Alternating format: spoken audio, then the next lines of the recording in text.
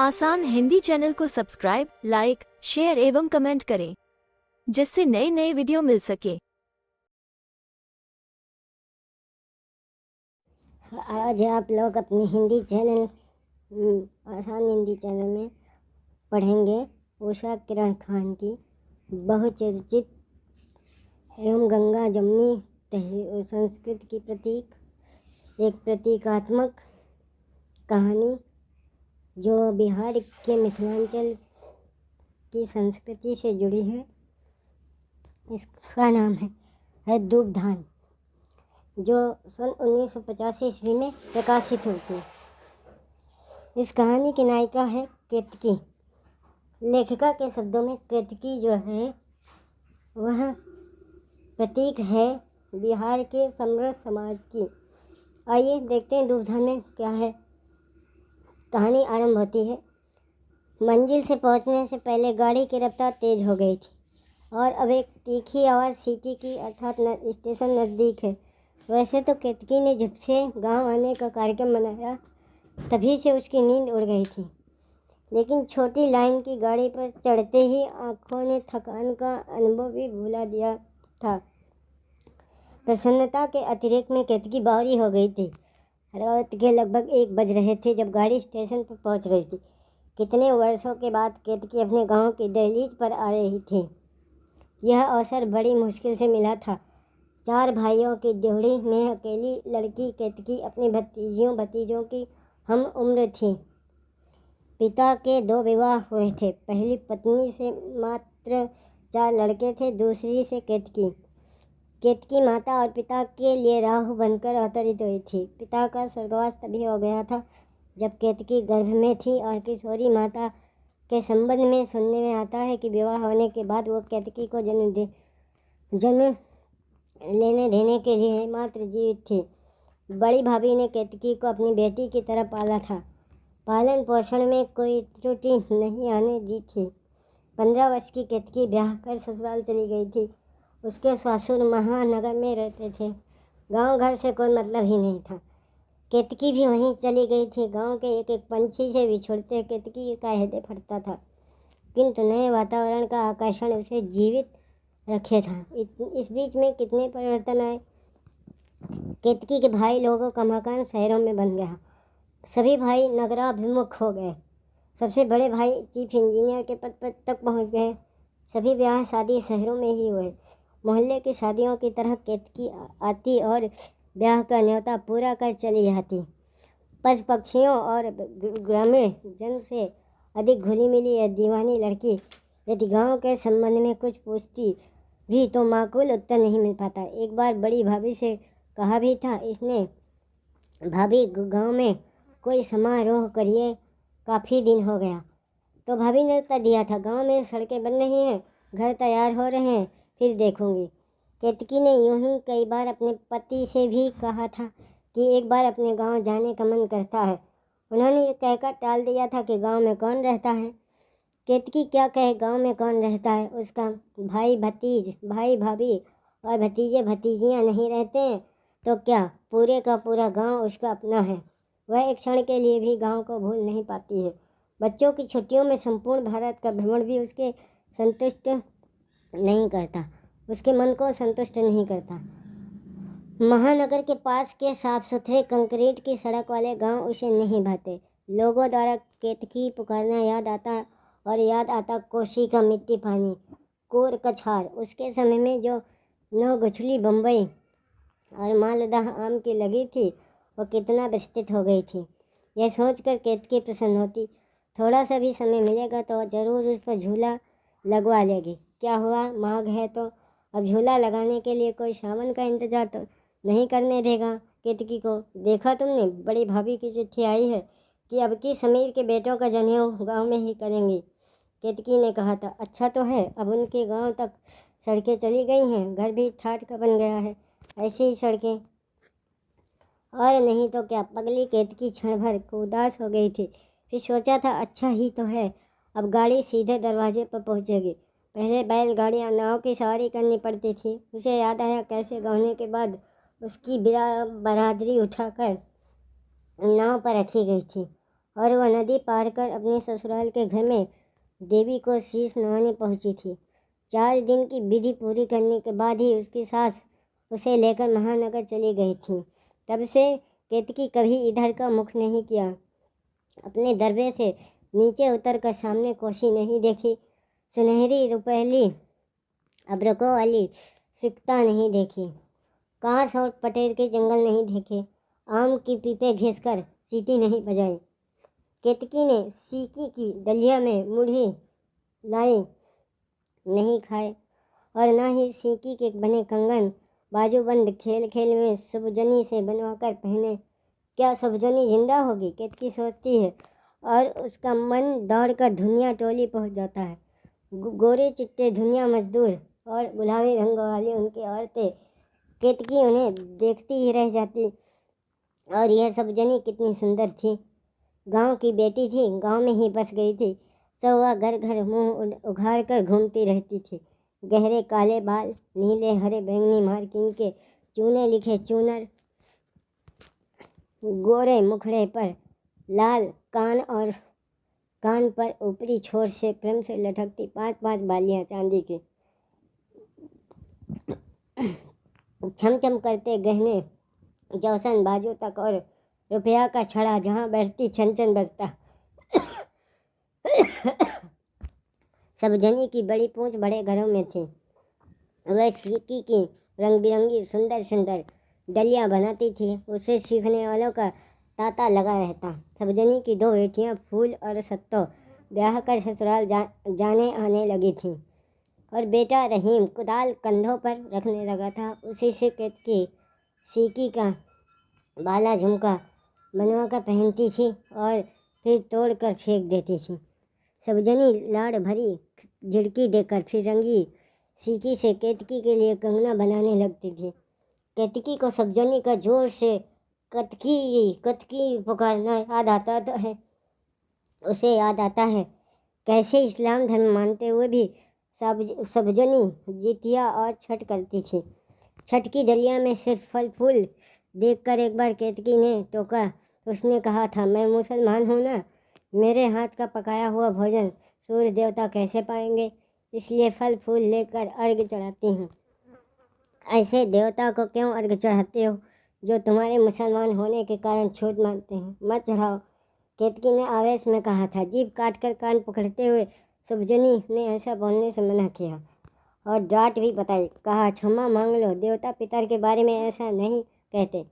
तब लाख यह समझाने पर कैसे जानती है भगवान किसका खाते हैं किसका नहीं, वह कुछ सुनने को तैयार नहीं हुई। जैसे नहीं निर्मल सौंदर्य की स्वामिनी थी, वैसा ही हृदय भी था उसका। जाने अब यदि यह जीवित होगी भी तो कैसी होगी, होगी भी या नहीं होगी कौन जाने। उसके पास कोई अपनी ज़मीन तो होती नहीं थी कि एक स्थान पर टिके रहें। जहाँ रोजी मिली होगी चली गई होगी। नैहर की मिट्टी खाकर थोड़े कोई जी सकता है, खाएगा तो अनाज ही। ज़मीन वाले ही कौन अब ज़मीन पकड़ कर बैठे रहते हैं। उससे असीमित आवश्यकताएं कहाँ पूरी पड़ती हैं। केतकी के ही एक भाई चीफ इंजीनियर हैं, दूसरे डॉक्टर, बाकी 2 बड़े ठेकेदार। सबकी कोठियाँ राजधानी में बनी हैं। बच्चों की शादियाँ भी वैसी ही हुई हैं और केतकी के पति भी तो इतनी बड़ी संस्था के विज्ञापन मैनेजर हैं। मोटी तनख्वाह, गाड़ी, महानगर में अपना मकान। मैट्रिक पास केतकी ने महानगर में ही रहकर MA PhD कर ली। देश विदेश घूमने से ही फुर्सत नहीं मिलती। छुई मुई से केतकी फूल की तरह कोमल अब गदरा कर भव्य महिला हो गई है। जहाँ जाना है ये सुनकर ही उतावली हो आई थी केतकी। अपने वार्डरोब यानी अलमारी में देखा, एक भी सूती प्रिंट या तांत की साड़ी नहीं थी। यहाँ सिंथेटिक के सिवा कोई सूती पहनता भी नहीं। मेहरी भी सूती साड़ियाँ धोना नहीं जानती। हाउस कोट तक केतकी के पास इम्पोर्टेड यानी विदेश से मंगाए हुए। पति के ऑफिस जाने के बाद सीधी वह राजस्थान एम्पोरियम चली गई और कुछ सूती रंग बिरंगी चुनरें खरीद लाई। बड़े स्टील के तह वाले बक्से के नीचे रखी हुई थी उसकी वह पीली विष्णुपुरी साड़ी। उसे निकालकर बहुत देर तक हाथ फेरती रही। उस पर लगा कैशोर के कोमल सपनों को सहला रही है। इसे ही जनेऊ के दिन पहनेगी केतकी। आलता बिछुआ लौंग पहनकर कैसी लगेगी इस विष्णुपुरी साड़ी में। कल्पना में देर तक डूबी रही थी केतकी। उसे बहुत धुंधली याद है, छोटे चाचा का गाना था, बहू आने वाली थी। घर आंगन लग रहा था जैसे खिलखिल हंस रहा हो। कोठरियाँ और चौबारे, दालान और खलिहान सब गोबर से लिपा पोता था। कोहबर में बारादरी में बैठे वर कन्या, पुरैन के धड़, बांसवन केले के थंब, नाग नागिन के जोड़े तथा सुख सुखी के रूप में बिंद विधाता, चावल के घर और लाल हरे सुग्गे चटक रंगों से लिखे गए थे। नीचे फर्श पर भी आईपन में चटाई लिखी हुई थी। चारों कोनों पर केले और बांस की सच्ची टहनियाँ गड़ी हुई थी। मोती की सच्ची चटाई कोहबर में बिछी हुई थी। कोहबर से लेकर चौबारे तक अष्टदल और सीताराम के पद चिन्हों का आईपन था और कर्णपुर वाली नावन कटोरी में रंग घोल कर सभी कन्याओं बहुवासनियों का पैर रंग रही थी। महानगर में ये सब कहाँ। केतकी की अपनी ननंद का ब्याह हुआ था तो नैना जोगिन बड़े कागज के पन्ने पर लिख गया था, सेलो टेप से वॉल पेपर के ऊपर चिपका दिया गया था। अभी भी उसे हंसी आती है कैसे मिसेस चावला बचानी ने कहा था ये डिजाइन तुम बेहद मॉडर्न है, दो एक उन्हें भी लिवाएं। केतकी को सचमुच बड़ी हंसी आती है कैसे उनके ग्रामीण संस्कार का वह अविभाज्य अंग, वह आईपन और पुरहर अब कोहबर से उठकर ड्राइंग रूम तक चला गया है।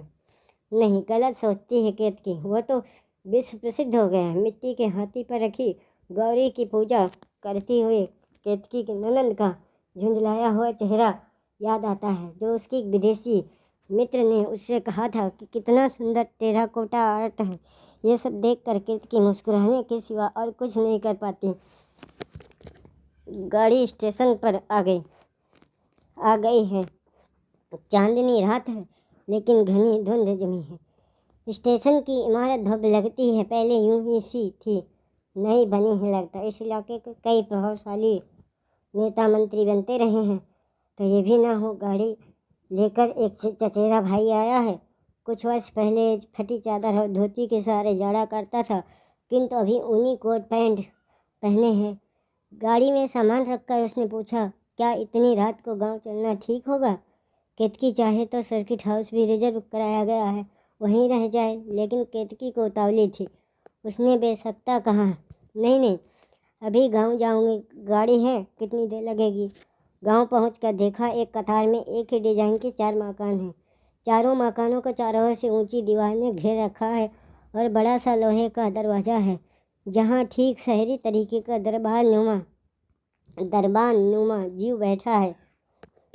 रात और धुंध के कारण और अधिक कुछ न देख सके। चचेरे भाई ने पहले मकान का कोने वाला कमरा स्वयं खोला और केतकी का सामान रख दिया। तुम लोग सो जाओ, सुबह सबसे मुलाकात होगी, कहकर चला गया। केतकी ठगी सी रह गई। गाने के बाद ही दूसरी बार गांव आई थी।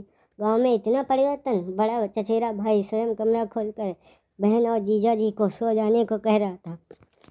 बेटी के आने पर प्रतीक्षारत बैठे कहाँ गए स्वजन पुरजन, कहाँ है जुड़ाने को रखा हुआ बड़ी बात, और कहाँ गई वह परंपरा जिसमें पहले देवी की विनती किए बिना किसी घर में पैर नहीं रखा जा सकता था। पथराई सी खड़ी केतकी पति के टोकने पर सामान्य हुई। कई दिनों रातों का जागरण और मकड़ी की तरह स्वयं के सत्य द्वारा बुने जाते तारों का खंडित दंश केतकी को बेहद थका गया था। वह जो सोई सो काफ़ी दिन उठ आने के बाद जग सकी। जल्दी कमरे के अटैच्ड बाथरूम में स्नान कर बाहर निकली। वाह, साले लोगों ने तो मकान बड़ा कंफर्टेबल बना लिया है, इसमें तो रवि हनी भी आकर रह सकता है। पति ने प्रशंसात्मक नज़रों से चारों ओर देखते हुए कहा। हाँ, बिल्कुल सही, बल्कि ज़्यादा अच्छा है। इतने खूबसूरत टाइलों और ग्रिलों वाले मकान शहरों में भी कम हैं। हंसते हुए पति भी बाथरूम की ओर बढ़ गए। भैया ने सारी सुविधाएं दे रखी हैं इस कमरे में। सोचती है कि ये तो सर्किट हाउस या डाक बंगले से कम नहीं है। उसे अब संकोच हो रहा था, कैसे अंदर की ओर जाए, किधर से जाए। उसे लेवाने कोई नहीं आ रहा है। तभी दरवाजे की घंटी बजी। उठकर देखा तो एक 12-14 वर्ष की बच्ची थी। आप कतकी दीदी हैं?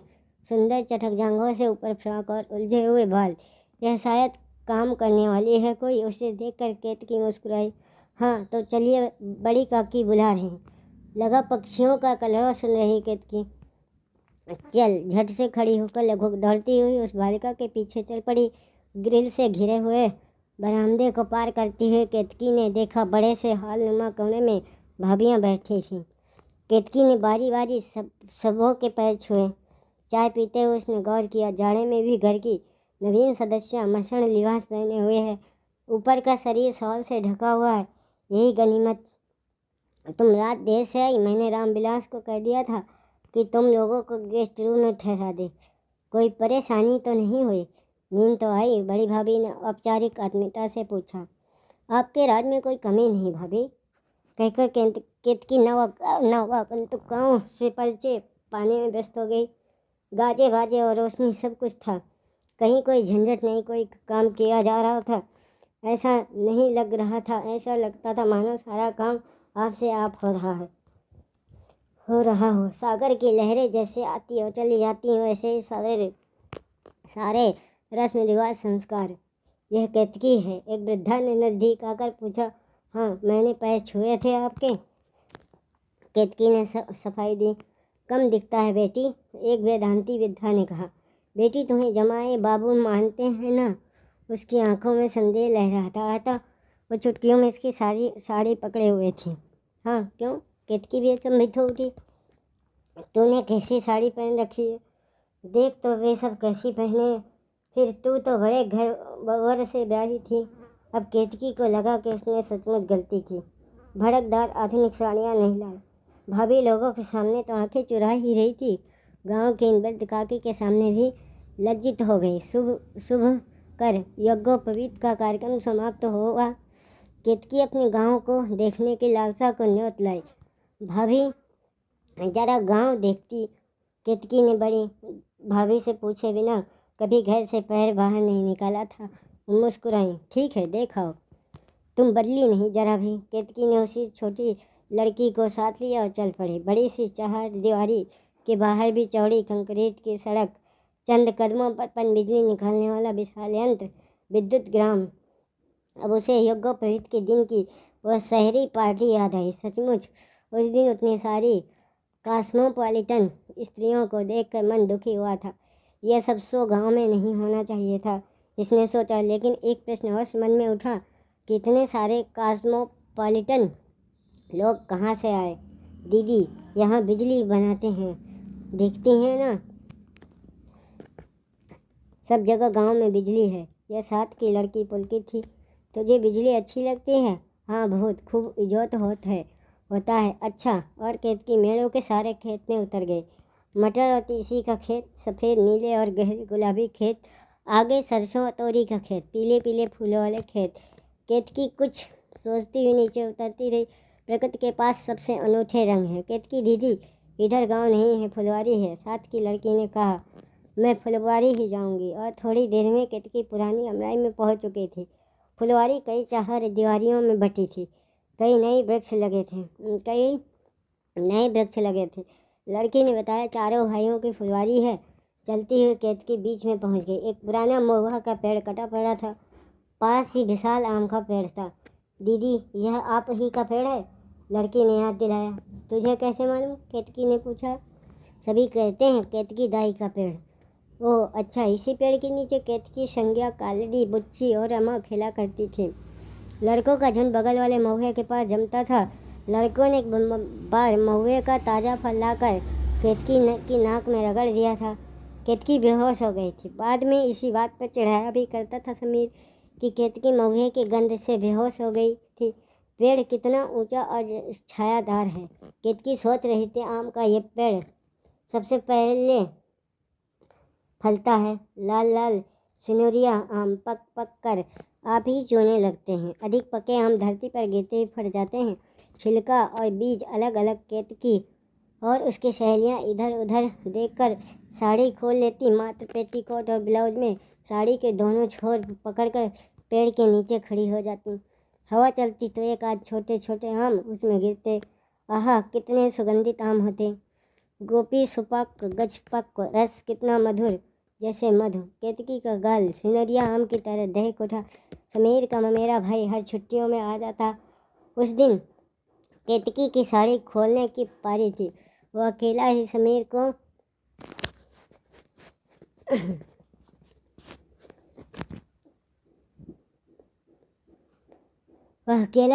को खोजता हुआ पहुंच गया। छपाके से शर्मा कर केतकी बैठ गई थी। कई दिनों तक उसके सामने नहीं गई। एक लंबी सांस खींचती है केतकी। गाना जाने के बाद पहले जब वह एक बार आया था तो कैसे सहज भाव से कह गया था कि वह केतकी से ब्याह करना चाहता था। केतकी ने अपनी गहरी आंखों से उसे देखा भर था, कुछ पूछा नहीं था। तुम पूछोगी ये अब क्यों कह रहा हूँ, तो उसका उत्तर है कि मैं साधारण गरीब घर का लड़का हूँ। तुम्हारे यहाँ मेरी बुआ ब्याही है। तुम्हारा साथ हाथ कौन मेरे हाथ में देगा। फिर भी मैंने अपनी माँ से कहा था। विवाह के समय मुझे मार पड़ी थी और ज़बरदस्ती विवाह कर दिया गया था। उस समय केतकी को मात आश्चर्य हुआ था। सचमुच ही किस प्रकार मुझसे विवाह करता कोई संवेदना नहीं जगी थी। लेकिन इस वृक्ष के नीचे खड़ी होकर उसे उस दिन का दृश्य याद आ गया। भावानुभूति सी हुई।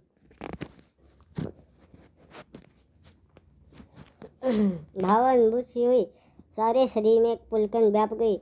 अपने मन के सब मालिक होते हैं, उस पर दूसरे का क्या बस। जोर की आवाज़ से ध्यान भंग हुआ। शहर दियारी से निकलकर देखने लगी केतकी। कौन दहाड़ा इतनी जोर से। देखा सरसों तीसी मटर के खेतों के पार वाले खेत में ट्रैक्टर चल रहा है। दूर दूर तक कहीं बैल हल नहीं दिखते। बड़का काका का खेत है, मकई के लिए तैयार हो रहा है। मेरा बाबू ड्राइवर है। लड़की ने गर्व से बताया। अचानक दहाड़ जैसे स्वर से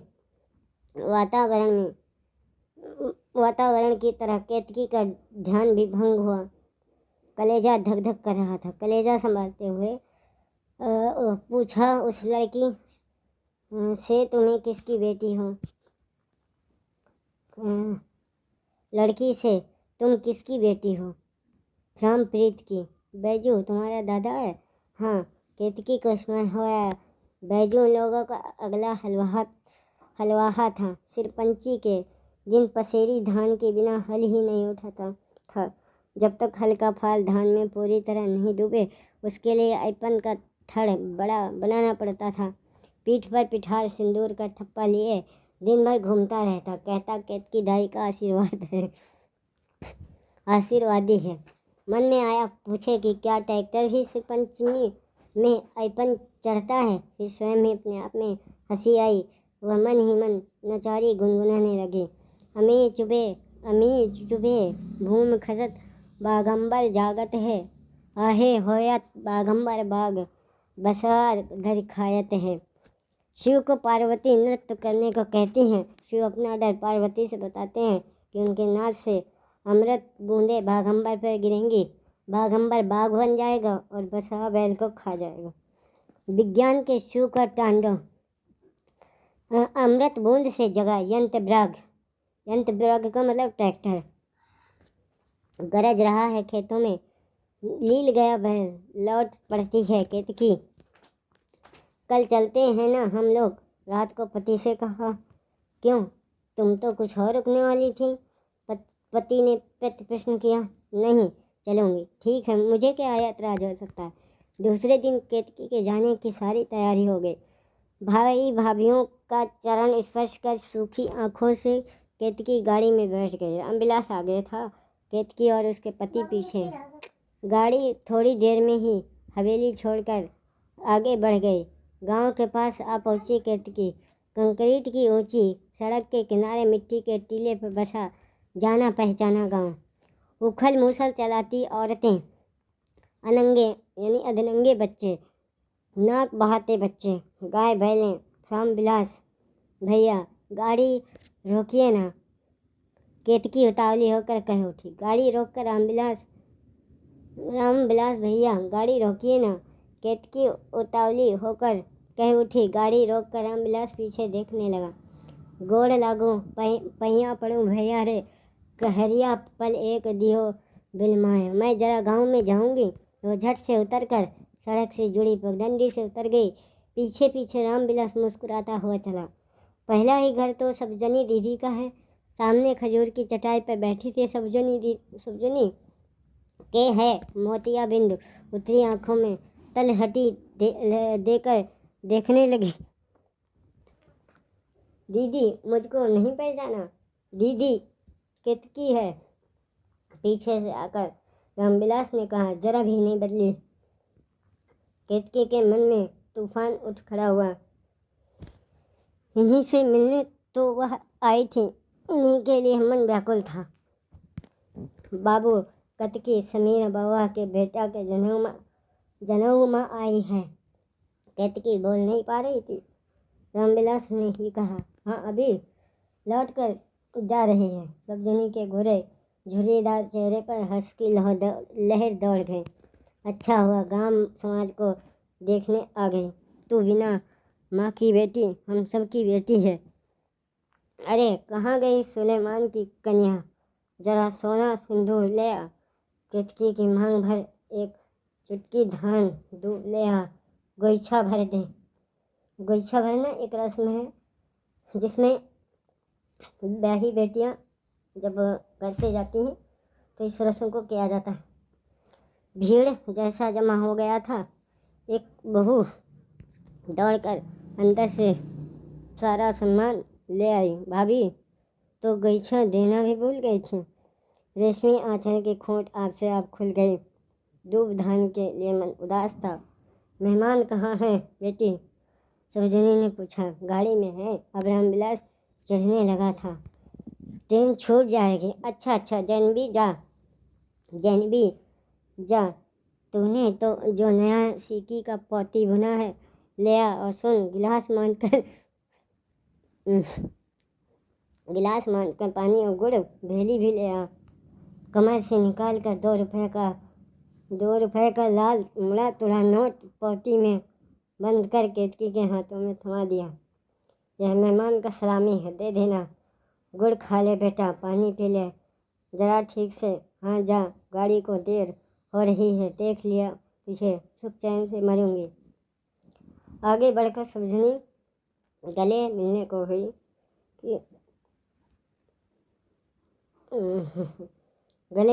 हुई कि उद्भ्रांत सी केतकी ने सीट टेक दिया और इतने दिनों का जमा आंसुओं का बांध टूट पड़ा। सब्जनी हौले हौले पीठ सहलाती जा रही थी। रोले बेटी रोले, मन में कुछ न रखना। कहा सुना क्षमा करना। गांव जवार को असी सती जाना। लाल रंग डोलिया सबुज रंग ओहरिया। अब बेटी जाई छुई विदेश। केतकी बड़ी मुश्किल से अलग हुई। खूंट में बंधे हुए चुटकी भर दूब धान को मुट्ठियों में भींचे पगडंडी पार करने लगी। कहानी समाप्त।